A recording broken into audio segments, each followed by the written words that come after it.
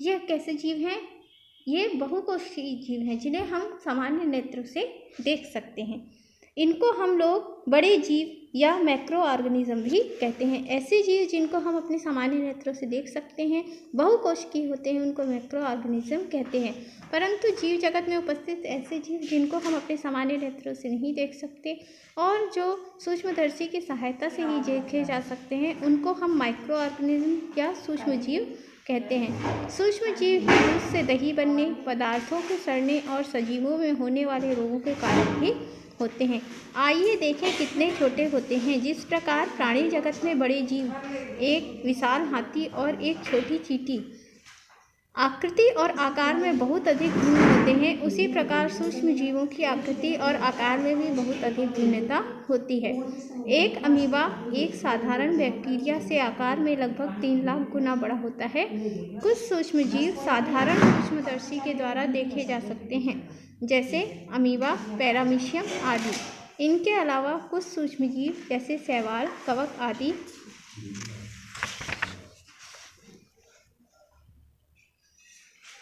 जब समूह में होते हैं तब हम इन्हें अपनी आँखों से भी देख सकते हैं, परंतु इनके एक सूत्र यानी एक जो जीव होता है उसको हम नहीं देख सकते। उसको देखने के लिए हमको सूक्ष्मदर्शी की आवश्यकता होती है। कुछ जीव ऐसे भी होते हैं जो सामान्य सूक्ष्मदर्शी से भी दिखाई नहीं देते। इन्हें अत्यधिक शक्तिशाली सूक्ष्मदर्शी, जिसको इलेक्ट्रॉन सूक्ष्मदर्शी भी कहते हैं। हम जानते हैं कि सूक्ष्मदर्शी कितने प्रकार के होते हैं? 3 प्रकार के। पहला है साधारण सूक्ष्मदर्शी, दूसरा है संयुक्त सूक्ष्मदर्शी और तीसरा है इलेक्ट्रॉन सूक्ष्मदर्शी। इलेक्ट्रॉन सूक्ष्मदर्शी से कोशिका के कोशिकांगों का अध्ययन किया जाता है। कुछ सूक्ष्म जीव इतने ज़्यादा छोटे होते हैं जैसे कि वायरस, बैक्टीरिया आदि, जिनको देखने के लिए हमको इलेक्ट्रॉन सूक्ष्मदर्शी की आवश्यकता पड़ती है। सूक्ष्म जीव आकार में बहुत छोटे होते हैं। उनकी लंबाई चौड़ाई मापने के लिए भी सूक्ष्म इकाइयों का उपयोग करना पड़ता है, क्योंकि सेंटीमीटर, मिलीमीटर जैसी इकाइयाँ उनके मापन के लिए बहुत ज़्यादा बड़ी होती हैं। अब सूक्ष्म जीवों के मापन के लिए जिन इकाइयों का प्रयोग करते हैं उनको हम माइक्रोमीटर कहते हैं। ठीक है, एक माइक्रोमीटर एक जो मिलीमीटर होता है उसका जो 1000वां भाग होता है वह 1 माइक्रोमीटर होता है। ठीक है, और इसके अलावा जो है नैनोमीटर में भी इनको नापा जाता है। 1 माइक्रोमीटर का 1000वां भाग 1 नैनोमीटर कहलाता है। तो सूक्ष्म जीवों को माइक्रोमीटर अथवा नैनोमीटर में नापा जाता है। हम सूक्ष्म जीवों को कहाँ ढूंढें? हमारे आसपास सभी जगह सूक्ष्म जीव उपस्थित होते हैं, चाहे वह आपकी बेंच की सतह हो, आपके मोबाइल का टॉप हो या बर्तन, भोजन, सब्जी आदि हो, सभी स्थानों पर सूक्ष्म जीव होते हैं। आइए एक प्रयोग के बारे में जानें जिसमें हम सूक्ष्म जीवों को ज़्यादा संख्या में देख सकते हैं। अगर आप किसी तालाब के पानी की एक बूंद लेकर और उसे सूक्ष्मदर्शी में देखें तो आपको इस प्रकार के कुछ सूक्ष्म जीव दिखाई देंगे, जैसे euglena, chlamydomonas, spirogyra, trypanosoma, chlorella, प्लेरेंसियम, अमीबा और यूलोथ्रिक्स। ठीक है, इन सूक्ष्म जीवों को हम कितनी कैटेगरी में बांट सकते हैं? तो मुख्य रूप से इनको हम 5 कैटेगरीज में बांट सकते हैं। सबसे पहले हैं शैवाल यानी एल्गी, दूसरे हैं कवक या फंजाई, तीसरे हैं प्रोटोजोआ, चौथे हैं जीवाणु, पांचवें हैं विषाणु या वायरस। जो शैवाल या एल्गी होते हैं, है ना, वह ऐसे सूक्ष्म जीव होते हैं जिनके अंदर में क्लोरोफिल उपस्थित होता है और यह प्रकाश संश्लेषण के द्वारा स्वयं अपनी जो पोषक पदार्थ है, आहार है, उसको बना सकते हैं। ठीक है, आपने बारिश के मौसम में देखा होगा कि दीवारों के ऊपर हरे या भूरे रंग की मखमली परत चढ़ जाती है। यह जो मखमली परत है उसी को हम शैवाल, एल्गी या काई के नाम से जानते हैं। ठीक है, इसके लिए आप एक प्रयोग करके देख सकते हैं। कांच की छोटी छोटी शीशियाँ लें और विभिन्न जल स्रोतों से, है ना, थोड़ा थोड़ा पानी लेकर और उसका जल का अवलोकन सूक्ष्मदर्शी में करके देखें। वहाँ पर आपको इस प्रकार से कुछ शैवाल नजर आएंगे, जैसे ये क्लोरेला, ये वृत्ताकार शैवाल है और इसके अंदर जो आपको ग्रीन पार्ट दिखाई दे रहा है ये क्या है? क्लोरोफिल है। उसी प्रकार से सीढ़ीनुमा जो ये एक शैवाल आपको दिखाई दे रहा है या स्पाइरोगायरा है, ये जो बूंद के समान शैवाल दिखाई दे रहा है, इसका नाम क्लेमाइडोमोनास है। इसमें गति करने के लिए 2 फ्लैजेला उपस्थित होते हैं। ये जो आपको जो 2 बाल के समान संरचनाएं दिखाई दे रही हैं रोम, ये फ्लैजेला हैं, जिनके कारण यह शैवाल जल के अंदर गति कर सकता है। यह एक और शैवाल है जिसका नाम यूलोथ्रिक्स है और ये जल के अंदर एक जगह पर स्थिर रहता है। तो इस प्रकार के कुछ शैवाल जो है आपको जल के अगर आप अलग अलग नमूने लें और उनको सूक्ष्मदर्शी में देखें तो वहाँ आपको दिखाई देंगे। मूल रूप से बात यह है कि जो शैवाल होते हैं उनका रंग हरा होता है। यह अधिकतर कॉलोनी यानी समूह में रहते हैं। इनके अंदर प्रकाश संश्लेषण का गुण होता है, लेकिन पेड़ पौधों की तरीके से इनके अंदर जाइलम फ्लोएम यानी संवहन मंडल आदि नहीं पाए जाते हैं। इनका जो शरीर होता है वो पेड़ पौधों की तरीके से जड़, तना और पत्ती में विभेदित नहीं होता है। किसी थैले के समान इनकी संरचना होती है, इसीलिए इनको थैलस समूह में भी रखा जाता है।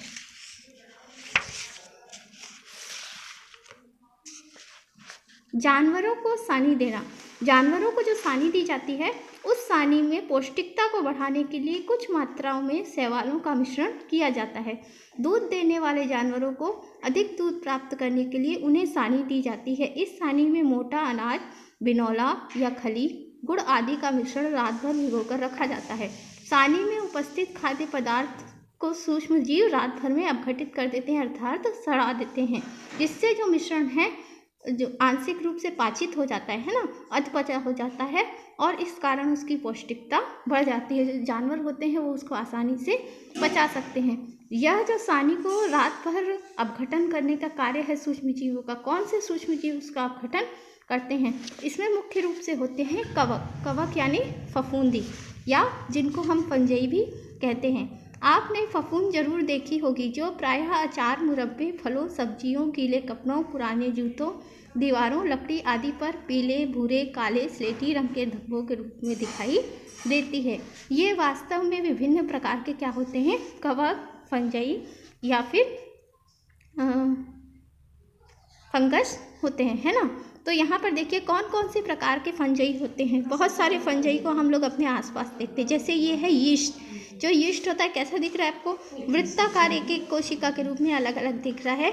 इसका प्रयोग जो है हम लोग इडली, डोसा, डबल रोटी आदि बनाने के लिए करते हैं, है ना। डबल रोटी आदि पर आपने कभी कभी देखा होगा ऊपर में एक काले रंग की परत फैल जाती है बहुत दिनों तक रखने पर, रोटी में, डबल रोटी में, उसके ऊपर यह डबल रोटी कवक जो है वहाँ पर लगता है। उसी प्रकार से एक कवक होता है जिसको हम खाने के लिए भी प्रयोग करते हैं, कवक यानी फंजई, है ना। तो ये कौन सा कवक है? मशरूम, ठीक है, जिसको हम अपने छत्तीसगढ़ की बोलचाल की भाषा में फूटू भी कहते हैं।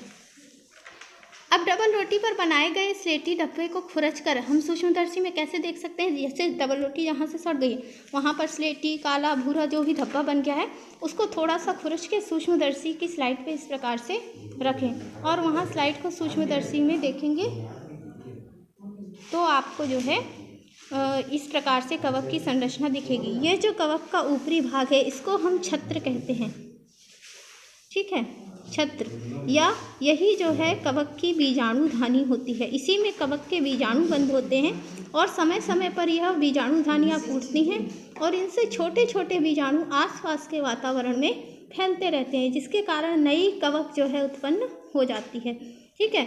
और ये जो आपको धागे के समान दिखाई दे रहा है इसको हम बोलते हैं माइसीलियम, माइसीलियम, ठीक है। तो माइसीलियम और बीजाणुधानी से मिलकर जो है एक कवक की रचना बनती है। यह कवक का जो पूरा माइसीलियम होता है इसके अंदर में एक तरल द्रव्य भरा होता है जिसमें एंजाइम होते हैं और इन एंजाइमों की सहायता से कवक भोज्य पदार्थों को सड़ा के और उनको पाचित करती है। सूक्ष्मदर्शी से देखने पर आपको कवक के धागे और गोल बीजाणु पानी में तैरते हुए दिखाई देंगे।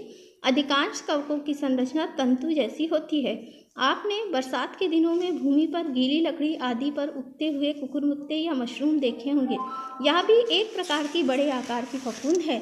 यहाँ पर आप देखिए जो हमारा डबल रोटी का कवक है और जो मशरूम है इसकी संरचना में आपको क्या समानता दिखाई दे रही होगी? मशरूम के ऊपर एक छत्रक उपस्थित है और यहाँ पर माइसीलियम उपस्थित है। उसी प्रकार से ये जो डबल रोटी वाला कवक है, इसमें भी एक छत्रक उपस्थित है और माइसीलियम उपस्थित है। तो इससे सिद्ध होता है कि ये दोनों क्या हैं? कवक हैं। कवक जो होते हैं वो मृतोपजीवी प्राणी होते हैं। कैसे प्राणी होते हैं? मृतोपजीवी। मृतोपजीवी का अर्थ यह होता है कि सड़े गले या मृत पदार्थों का अपघटन करके अपना जीवन यापन करने वाले जीवों को हम मृतोपजीवी कहते हैं। तो कवक कहाँ लगती है? सड़े गले या मृत जीवों के शरीर पर उत्पन्न होती है और उनकी कोशिकाओं का अपघटन करके अपना पोषण प्राप्त करती है।